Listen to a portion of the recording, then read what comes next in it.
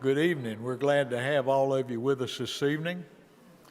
There's a lot more of us scattered throughout the building than what you see here, but we're certainly glad you're in this room with us tonight.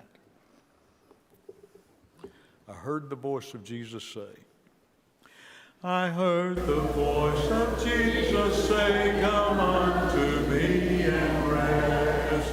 Lay down the weary one, lay down thy head upon my breast. I came to Jesus as I was, weary and worn and sad. I found in him a resting place, and he has made me glad.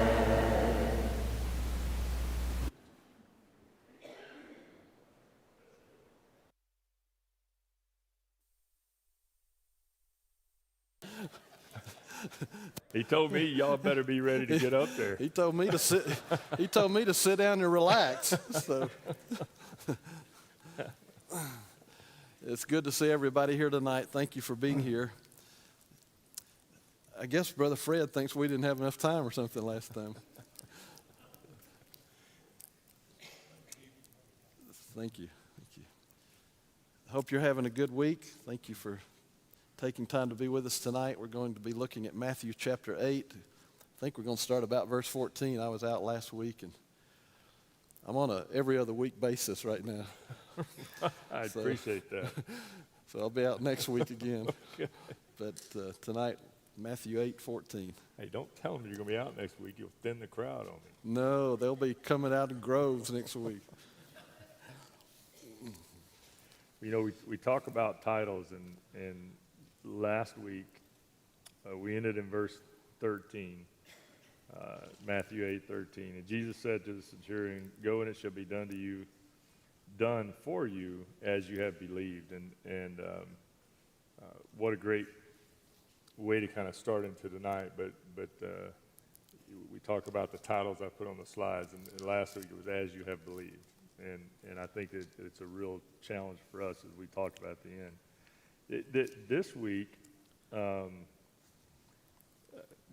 Jeff and I spoke for a couple of minutes this morning, and we didn't talk about what was in the verses, but we said how many verses we're going to go. And there's, as you can see, there's kind of a couple of short sections there in front of us.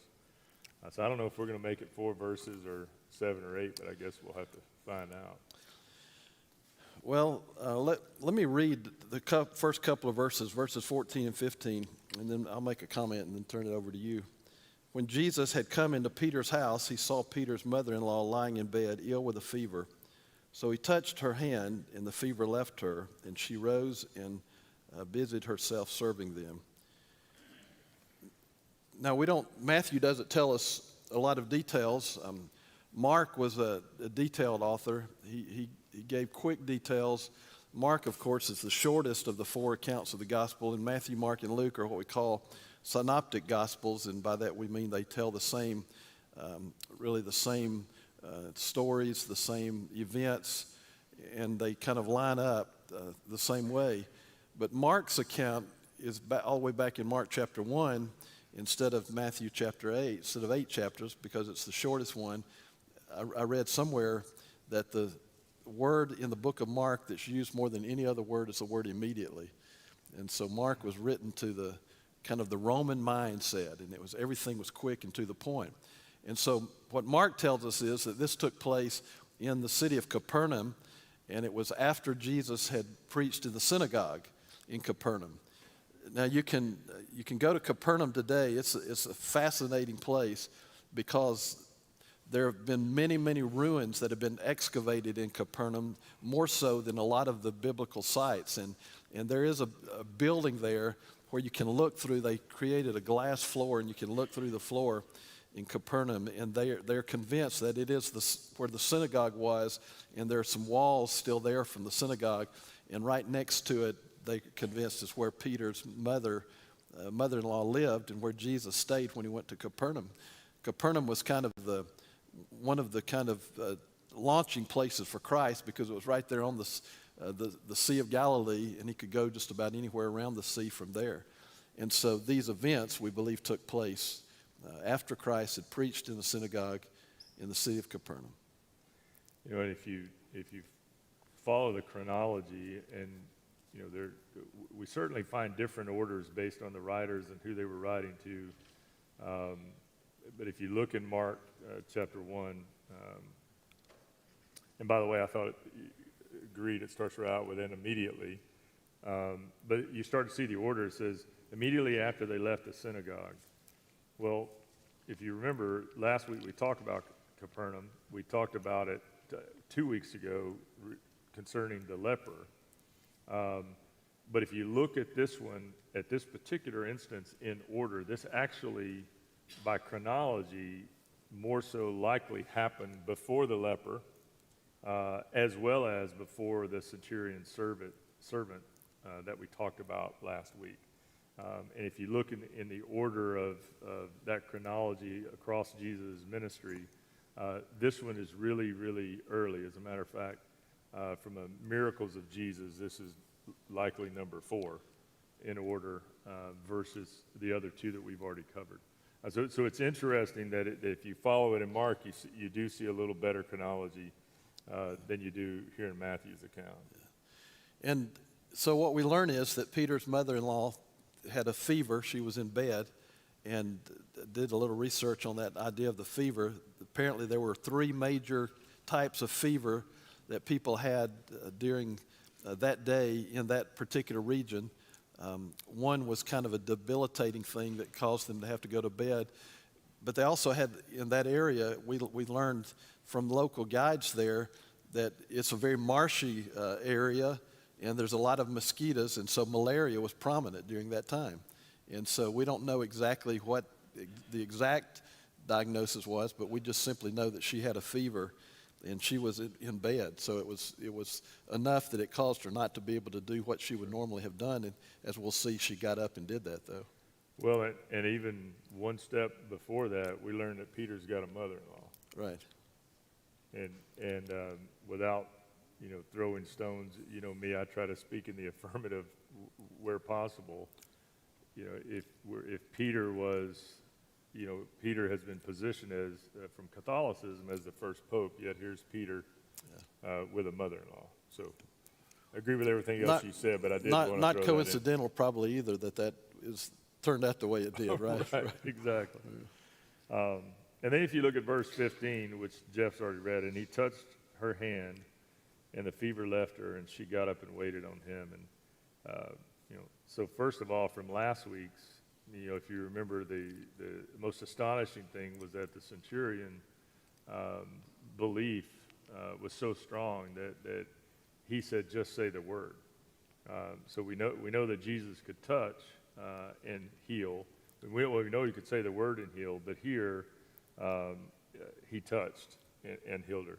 And it's interesting with Matthew, just some of the detail that you get, because he didn't just say he touched her, it said he touched her hand. It's very specific, the detail that you get from Matthew's gospel. So he touched her hand, and she was healed. And I'll stop there. It looks like you're about to say something. Well, I was just going to add about the centurion. So that took place in the synagogue. So it was a very public miracle. Probably a lot of folks were there. And I believe that every miracle that Jesus performed took something out of him, whether it was a mental thing or even a physical thing, because people were always trying to get his attention. They always needed him. He was always making himself available. And some of you who are here tonight work in areas where there's always something that's trying to grab your attention. And even sometimes when it's not physical labor, it can drain you mentally and emotionally, and no doubt that was involved here. And so many scholars will tell you that the reason Jesus was going to Capernaum was eventually to go to the house of Peter's mother so he could rest a little bit. But that first miracle was around a lot of people, so then Jesus goes to the house, and he's kind of with a smaller group of people, and guess what? He's still performing miracles. And the point is that Christ never turned down people who needed him. I'm not saying that he did a miracle every time, but he never turned down people who needed him. You know, it's interesting too, the why that he healed them. And we talked about this some last week, but you see this even played out here is it's so evident that he healed because of compassion, this deep compassion for them. You also note that oftentimes when people are healed, they're healed to serve and to save others, not necessarily always specifically about themselves. And you see here with Peter's mother-in-law that she's healed and then she gets up and serves them. Yeah. I think it says something about the one who performed the miracle, no doubt, that he always cared about people, but it also says something about the one who received the miracle. A miracle that was performed by Christ or by one of the apostles on a person or for a person was a gift. It was not something that they earned. It was a gift, and every person would react differently. I think about the 10 lepers. Remember the 10 lepers, and 9 walked away. Well, they all walked away, and only one of them came back and said, "Thank you." He recognized that it was a gift. And so here was a person who Jesus healed instantaneously. And by the way, I think that's another characteristic of not being coincidental, that it mentions that she immediately got up to work, because there wasn't any kind of rehabilitation window there where she had to, like they say sometimes on TV, come back in 6 weeks and we'll see how you're doing. It was always instantaneous in the Bible times. And so what many people try to push off as miracles today are not how the Bible defines miracles.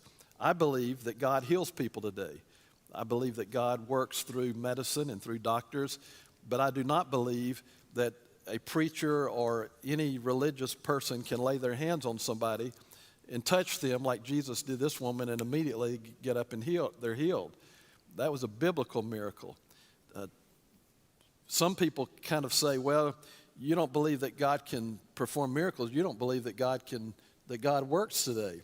Well, no, that's not what we're saying. We're saying God doesn't work in the exact same way that he did then. If you're going into the hospital and you're going to have surgery and you ask God to watch over the people who are taking care of you in the room and the surgeons and all of that, do you believe God's going to do that? Do you believe he can? Well, of course he can. And so he can use medicine and people to bring people to healing. But what he doesn't do is, he doesn't say, lay your hand on the television or let me touch you or say a prayer and immediately you're going to be healed. That doesn't happen today. And I believe personally, this is kind of a personal thing, that we do harm when we categorize, when we even use the word miracle and we categorize a lot of things that we believe are miraculous that are not, don't meet the biblical definition of miracle. And they certainly don't meet the same purpose that Jesus had. Exactly. Verse 16. We ready? Not yet. Okay, I didn't get to finish. Not your fault, it's my fault. I got off on a different train there of thought. So it was a gift. That was my point I was going to make. It was a gift, and she used the gift to turn around and serve the Lord and serve other people. So she served him after she received this gift, and she served others. And everything that we have in our life is a gift from God. Every blessing that we have, every opportunity that we have, every open door that we have, every talent that we have is a gift from God. And if we will recognize that, it will spur us on to use it to serve him and to serve one another. And if we think that we've somehow created our own abilities when we think about in religious matters, then we're not going to be prone to use them to glorify God or to serve the people of God or to serve people who aren't the people of God yet. But if we recognize what James said in James 1, every good gift, and every perfect gift comes from above and is from the Father of lights, with whom there is no variation or shadow of turning.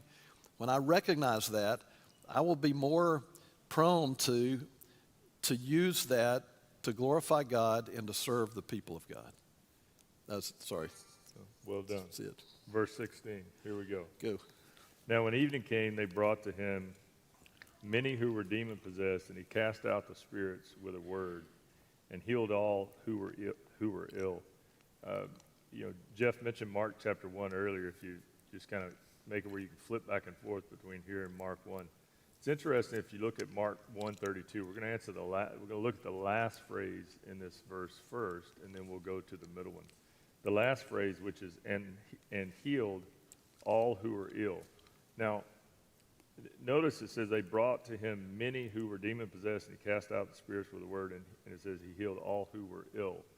So when you read that in Matthew, you say, okay, so he healed all that were ill that were brought to him. Look at Mark 1:32. It says, now when evening came, after the sun had set, they began bringing to him all who were ill and those who were demon-possessed. So Matthew says he healed all who were ill from the many that were brought to him.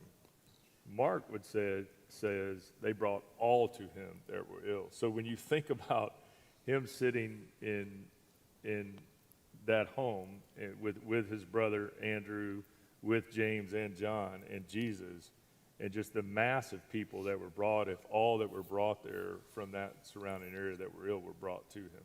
Yeah. So one, it certainly seems like a fairly sizable number of people. It's hard to tell exactly how many he healed there, but it was not small.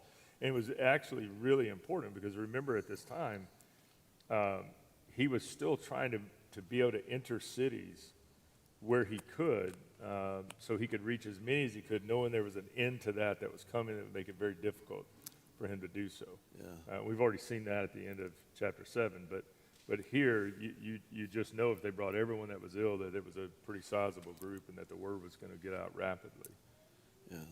So a couple of things on that idea. Mark also tells us that these events occurred on the Sabbath day, and it's interesting that in Mark's account it says in the evening, the law forbade healing on before the end of the day on the Sabbath day, and so Jesus was keeping the law at least on that occasion. Sometimes he would say he was going to do what he needed to do, but apparently the idea is that they were waiting until the end of the day to bring all of these people to him for him to heal them. And I believe, like you said, Brady, I think it was a large group of people. I don't know, I wouldn't put numbers on it, but I'd say almost in their day, it would be like a mass of people, because we're not talking about cities with, hundreds of thousands of people, or mostly even 20s of thousands. We're talking about hundreds of people, and so it would have been a lot of people who, if what was wrong with Peter's mother-in-law had something to do with malaria, it could have spread. It could be something that a lot of people were ill with during that time. And so it could have been a large percentage of the people who were living there. Sure. And then if you look at the middle of the verse, now this is why I was going backwards on you a little bit, and it relates to, Jeff, what you were just saying. So first of all, it says he healed all who were brought to him, and all who were ill were brought to him. And we talked about how just the mass of people that are starting to get to know. Well, notice the middle part where it says, in Matthew, it says, they brought to him many who were demon-possessed. And then notice the next phrase, and he cast out the spirits with a word. Now, we've already talked about he has the ability to cast out spirits with a word. But if you look at Mark's account here, there seems to be a little more even to that. In Mark 1:34, if you flip back over to Mark really quick, just 2 verses away from where we were, it says, and he healed many who were ill with various diseases. So very common to what was said in Matthew, and cast out many demons. And then notice, it says, and he would not permit the demons to speak because they knew who he was. And so it appears that, so very similar to what they said, but we know that he was healing many through compassion where he was in his ministry. He also knew his time would be short when he could reach when he could actually easily go into the cities. And here he knew that the demons would know who he was. And so if you look at Matthew and say he cast out the spirits with a word, it would appear that he cast them out with a word before they could speak and necessarily say who he was. Is that a fair? I think that's exactly right. And so the next statement in verse 17, are we okay to go to verse 17? Yes, sir. Matthew seems to have in his mind, as this is going on, it appears that while this is going on, he's thinking about Isaiah 53, which is, of course, the portrait from Isaiah 750 years before what's going on right now took place, around 750 years. Isaiah had written the fact that he is going to be what we call the suffering Savior. And I wish that every Christian would spend more time reading Isaiah 53 because we get a better picture of what Jesus did for us and what there's some very, very deep theological concept in Isaiah 53 when it talks about the fact 2 times Jesus poured out his soul into death. Well, what exactly does that mean? We know he died on the cross for us, but he poured out his soul. I believe that means he did. It was more than just a physical death, but it was a deeply emotional, psychological, spiritual death that Jesus died. He gave everything, and we talk about that. We say he gave everything for us, and oftentimes what we mean by that is he died for us, but he gave up everything. And Isaiah paints that picture beautifully, and it appears that Matthew is thinking about that when he quotes Isaiah 53, and he says, that's verse 4, I think, he himself took our infirmities and carried away our diseases. And I just scribbled a note underneath that said, once again, they should have known who he was. Yeah. As well as they knew the prophet Isaiah and could quote Isaiah, it was another sign for them to know who he was. The next one, verse 18, I did put a title on this one, and food for thought. And my title was The Intensity and Urgency Underestimated by Most. If you think about it, and we joke around with each other a lot about who's busier. I still think I am, but you know, when you go to a big event, like a big speaking event, you do that, I do that. We're speaking often on different subjects, not always the different subjects, but you know, after about 4 days of multiple talks a day and all, when you get home, you're just wiped out, and you need this gap in time to rest. And when you think about Jesus, you know, you look at the life of Jesus and his ministry and the things that he did, and you pick up on, you see the love, you see the healing, the wonderful sermons and all that. But I don't know that you always step back necessarily and think about 3 years of every single day with crowds literally on top of him at all times, and often jeers and others around that were not so happy that he was there. I don't know about you. I mean, when I read this verse a few weeks ago, I was starting to prepare for this, think about this class. I think maybe the first time I've ever thought about just how the throngs, and that's a great word for it, were just on him at all times. And you know that there were times like this when you read verse 18 where he had to separate to get some rest, because here on earth he was indeed human and did have to have rest, but he got little of it for sure. Yeah, and I think that, like we said earlier, that the work that he did was very mental. It was very emotional. It was dealing with people's worst problems and pains and heartaches and diseases, and it had to take a toll. And so when, you know, the Bible talks about Jesus trying to get off by himself, you know, one time they got into a boat and they pushed off to get away from the crowd. The only way they could get away from the crowd was to get out in the middle of the sea, maybe 10 miles out. And that was when the storms came and Jesus is down in the bottom of the boat sleeping. I'm thinking, yeah, of course he's sleeping. He's worn himself out. So it was highly involved. It wasn't just a lot of work, but it was highly involved, intricate kind of work. And when I read verse 18, the first thing that came to my mind in that section in verses 18 through about really verse 27, I thought, that doesn't fit this chapter. That was the first thing I thought of, because this chapter is all about miracles. Miracles, the centurion in the first part of the chapter, Peter's mother-in-law, all of those people that you mentioned. And then after this, in verse 28 down through the end, you've got the demons being cast out. In chapter 9, the paralytic, and it's all about miracles. And then you got this little section here where Jesus kind of gives a little sermon about what he's doing and about what it means to be a disciple of his. Well, and for sure, it's all about miracles, but it's also all about following him. Yeah. And I know that was where you were headed, so I took it from you. Thank you. Without a doubt, he just spent the Sermon on the Mount outlining what his followers would look like. Now they're actually following, and they get to see this level of intensity that he's faced with. They start to understand his sense of urgency. But it is kind of it's not a break in the story, but it's a part of the story where you could tell that he needed to address, some pieces with those that were following.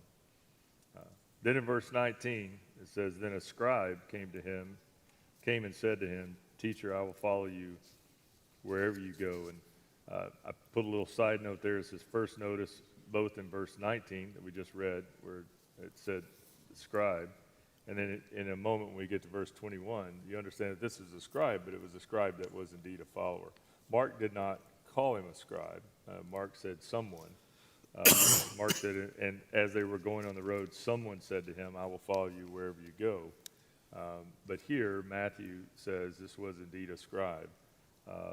And it's very interesting because I think the order of things and the way they go in this conversation, it's good to use both Mark and Matthew to play through it. Yeah. So the scribe called him teacher. The word teacher there is the Greek word didaskalo, and it's the word that was used most of the time to refer to a rabbi. So they would call him a rabbi. A rabbi in the minds of the Jews was a higher level teacher. He wasn't just any teacher, but he was a higher level teacher. And one commentator I read, not this time, but I remember another time, he said maybe this was a miracle. Maybe it did fit, because it would be miraculous for any scribe to call Jesus a rabbi, because that would be giving him too high of a place in the mind of what would be a typical Jew. But he obviously recognized something about not only what Jesus did, but about what Jesus taught. And I kind of drew the conclusion, of course, we don't know that he heard the sermon. Yeah. I would He very well suspect could that have. he likely did, Yeah. because then he's calling him teacher, and it's evident that he's following. And after a few of these things have happened, and this is very early on, and remember, this is likely chronologically happening before the other two things we just talked about. So this is really early after the Sermon on the Mount. And he says, "Teacher, I'll follow you wherever you go." And then Jesus said to him, "The foxes have holes and the birds of the sky have nests, but the Son of Man has nowhere to lay his head."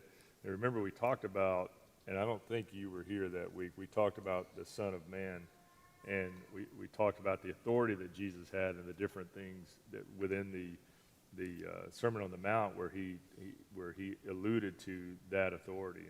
And one of those was this reference as that we talked about that didn't play out in the Sermon on the Mount, but it played out after that, him talking about the Son of Man and how that related to him and talking about his relationship to God. So with him calling it out here, he's not just saying, "Hey, I'm different than the animals," or and by the way, if you're following me, you need to understand what this is about. But he also very clearly makes a statement, a very open statement, by saying the Son of Man, which is saying the Son of God. Yes, and I think that the fact that it says, "I will follow you wherever you go," again, that's a great tribute from a Jewish scribe to make that kind of statement about Jesus. So he had to, I'd be shocked if he wasn't there when Jesus did preach the Sermon on the Mount. So he must have heard that. And then then some of the other disciples said, Lord, permit me to first go bury my father. You want to get into that a little bit? I was, if you don't mind, I was going to just say one more thing Yeah, please. on verse 20. I probably would have bogged down here, wouldn't have made it out of this verse if you weren't here. But if you look at verse 20, think about what he says for a second. He says, the foxes have holes and birds of the sky have nests, but the Son of Man has nowhere to lay his head. So this is in response to someone saying, I'll follow you wherever you go. Jesus wasn't saying, woe is me. He was saying, have you really thought this through? Yeah. You know, I heard what you said. I'm not saying no. I'm not saying you can't follow me. I'm not saying you shouldn't follow me. But he really is saying, have you thought this through? And, you know, we might say, have you counted the cost? But that's really just this pause along the way is back to this scribe. You know, be careful about what you say. And he wasn't discouraging him about what he said. And it's a lot like, look in Luke chapter 14, if you will, turn over there with me real quick. Just going to highlight a couple of notes from the verses there, because it's a very similar answer from Jesus. And starting in verse 26, Jesus said, if anyone comes to me and does not hate his own father, mother, wife, children, brothers, sisters, yes, and even his own life, he cannot be my disciple. And if you look at verse 28, it says, for which one of you, when he wants to build a tower, does not first sit down and calculate the cost? And he goes through what that means and how if you were going to do this, that you would stop and really think it through before you got started. How many materials do you need? How are you going to do that? And then he says, or what king, when he sets out to meet another king in battle, in essence, doesn't prepare? And you see that in verse 31. And then notice in verse 33, he said, so then none of you can be my disciple who does not give up all his own possessions.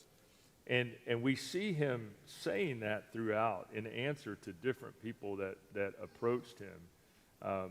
But this, you know, we've all heard this, foxes have holes and the birds have nests, but it's really him pausing this scribe and saying, before you say that, you think this through. Because if you're my follower, then I want all. Just like I just finished healing all at Peter's mother-in-law's house, at Peter's house, I want all. Yeah. I want all that you have.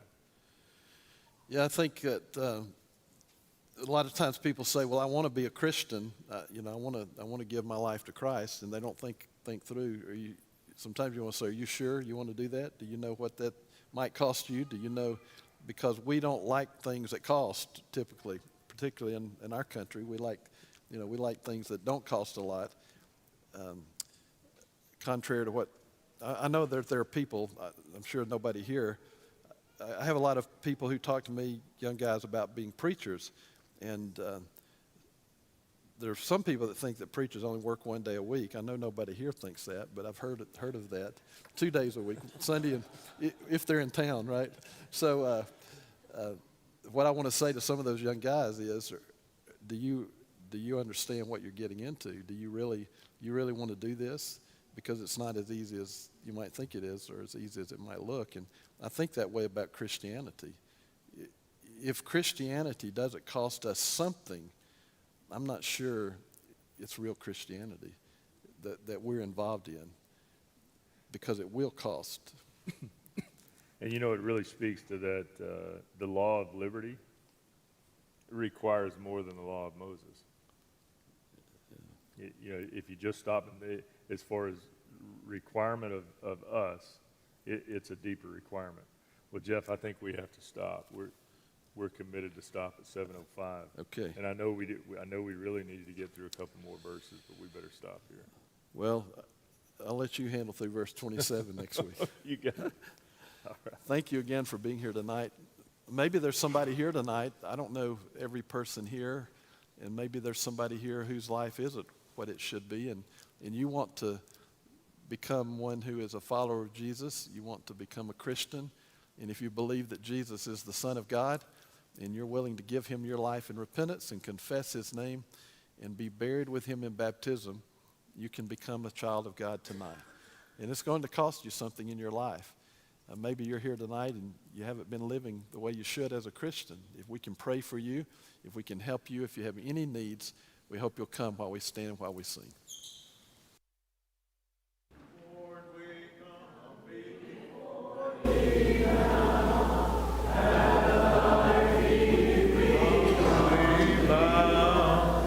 Oh, do not our suit this day. Shall we seek thee, Lord, in vain? Shall we seek thee, Lord, in vain?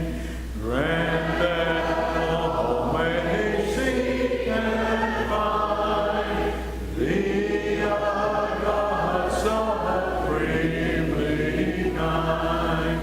Heal the sick, the captive free. Let us all rejoice in thee. Let us all rejoice in thee.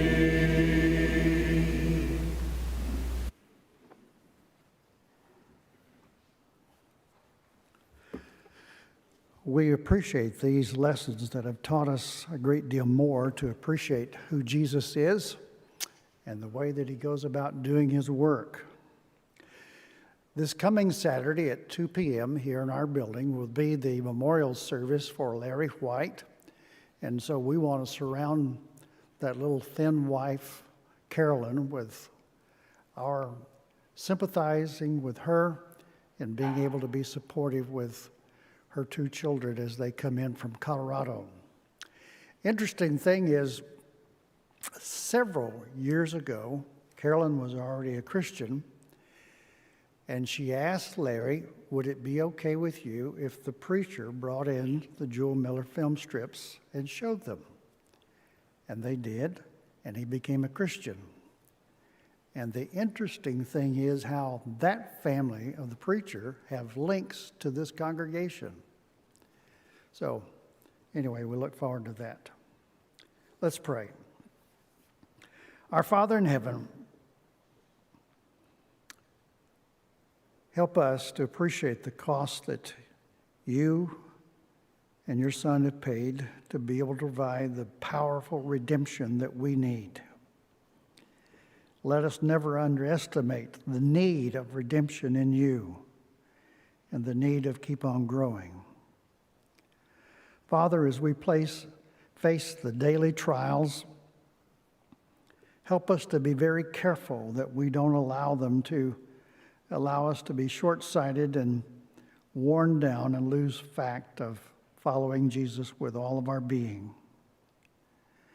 We pray that you may help us, for the times that we live in demand even just more so from us, to remember who we are so that we are salt and light and willing to represent you. May you dismiss us in your care and representing you. In Jesus' name, amen.